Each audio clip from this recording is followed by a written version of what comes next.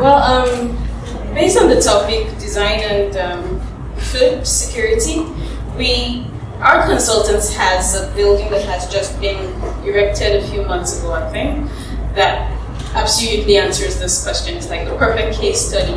It's a farmer's market. We call it Maizube spot. It's in Niger State along the Minna Bida road. Please just go to the next slide. So, zero hunger. The UN has this 17 sustainable goals about how to get everybody in the world from where we are to where we should be. And number 1 on that list is to end poverty. Number 2 is to end hunger. I disagree with the UN. I don't know how you end poverty when people are still hungry. But they're the UN and they said that's number 2. So we're answering the number 2 question directly with this. The number 2 sustainable development goal the UN says end hunger, achieve food security and improve nutrition and provide sustainable agriculture. Yada yada yada, people should eat food.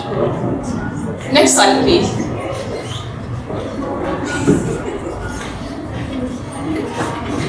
So the slides are prompts for me more than you, I'm sorry. A farmer's market is basically a market where farmers can sell their agricultural produce directly to the consumers.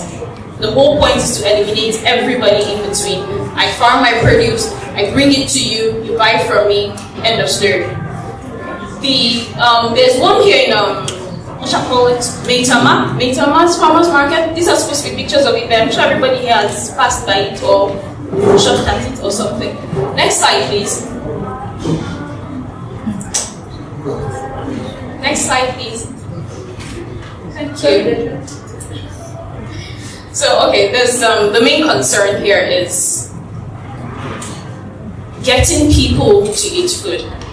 Globally, some New York Times article said that the 2 main problems with getting food across to people come from loss. Loss starts at the beginning of the food chain. This happens when the farmer has experienced blights or pests or all those God factors that aren't really within his control, fall under loss. But then the next big problem is waste, which comes at the end of the food chain, and that's usually as a result of storage and distribution. Because he farms his produce, she farms her produce. They have to gather it up together, find somebody who would cart it to the end users, and that person would have to, think about the logistics of storing it, transporting it, getting it in prime condition to the last user, to the marketplace, and then the consumers come there and buy. Now, a whole lot of produce gets lost during this process. Some of it is simply because they're just perishables that can't last so long. Some of it is because technological problems came along the way, the freezer that stores all the meats went, so the meat too went bad. Some of it is, it doesn't look so nice. This cabbage, the first few leaves were not nice, so we can't sell it to our customers. And it's gone. Meanwhile, there are hungry people all over the place. So these are the 2 big issues. And the numbers come up to 40% of the food that actually makes it out of the farm gets lost along the way somehow. So the Federal Ministry of Agriculture and Rural Development came up with some, an agricultural transformation agenda some years ago. It didn't work. So they did another one, a whole new policy. And in that policy, one major thing they identified was that access to the food is a problem. That's why people are still starving. There's the food quite alright, but just getting it to people is the problem. Next slide, please.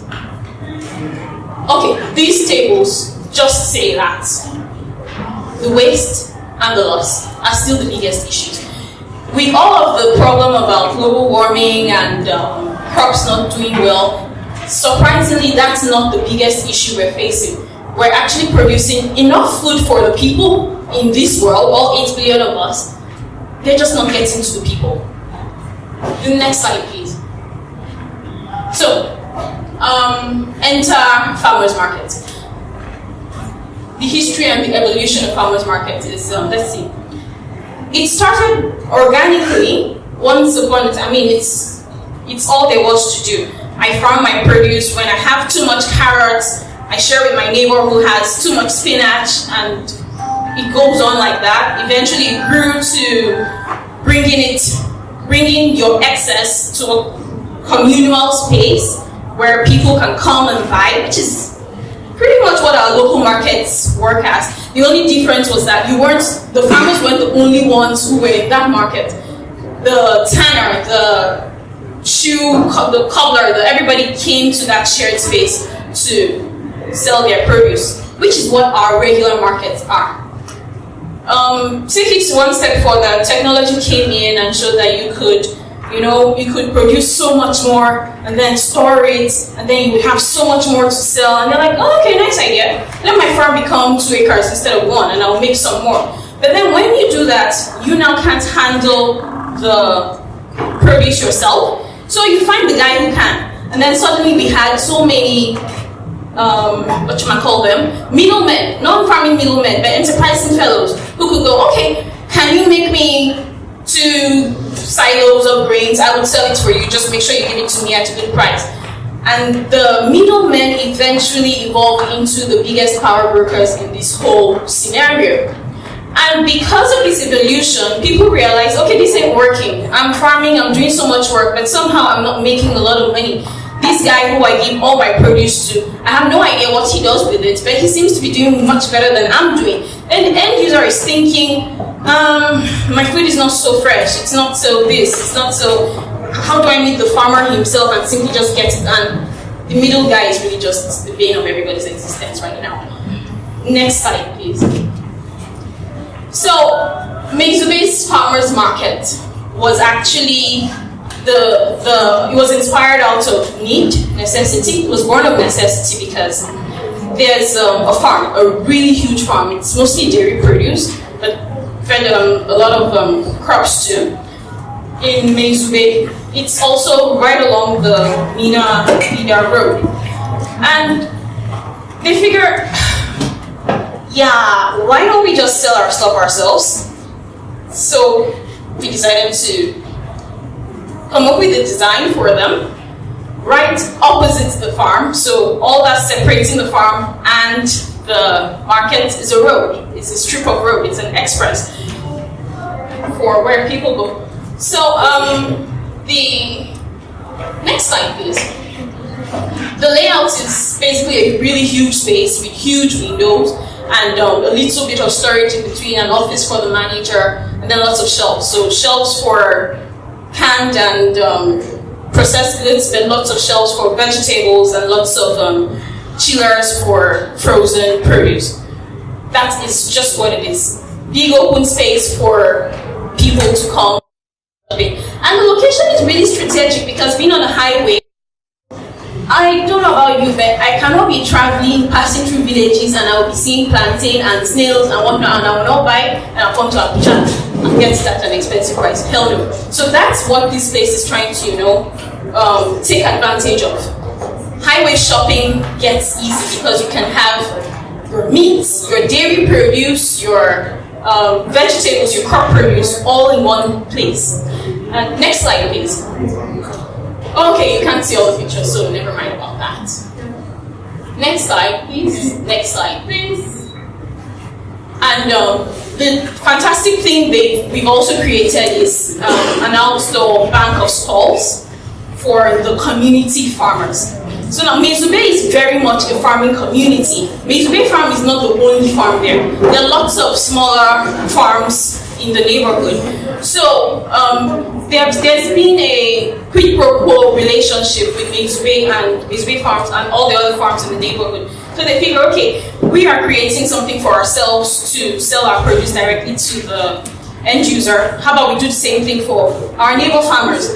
So they've also created stalls outside, open air stalls, so that farmers within the community can also come sell their things there. So you'd see these women with their wara, the people with the tomatoes, they all bring it there to sell directly to to customers. The relationship has worked beautifully because, I mean, they hire these farmers so that when their produce are, not going on, they come to Maizube Farm to work. They also buy off the excess produce from them that is processed. Like for the yogurt, the excess produce from dairy produce from other cattle in the neighborhood, Maizube Farms buys it off them. So it's very much been a symbiosis from inception that makes it easy to bring it into the Maizube spot. They provide water for the community, and there's also a school for the nomadic farmers. So you have kids who come in for just a few months or a year or several years. Because it's a nomadic community, let's not eliminate education altogether simply because they'll be moving soon. So all of this is right there within the same community, and it kind of works. No, it does work. Next slide, please. Maizube's spot is, so like I'm saying, it's part of what we're hoping will evolve into a proper traveler spot, because we've made a filling station there. There's restrooms. There's a mosque. So if anybody knows the traveler spot between Zaire and Kaduna, that's the dream. That's the dream. We know a one-stop spot for everything a traveler would need. We're hoping we could be, a thriving community in a few years down the road. Next slide. So yeah, that's really about it. Some benefits we experience in our, of course, being able to sell our products directly to the end user and cutting out all of the expenses of storage and transportation. Maybe not all, but a huge percentage of it. It's showing on the bottom lines. That's from us, the farmers. That's from the farmer's end. And from the user's end, of course, whenever you're going there, you know that you can buy your produce much cheaper than anywhere else, and it's right along the road. It's there on the express. Of course, the community is totally enjoying that. They have a place they can actually sell their stuff instead of having to go look for somebody who would, transport their goods to the market and all that. So it's very much win-win all around right now. And that's why we're sharing it here. That's it about Maizube Spot. Thank you.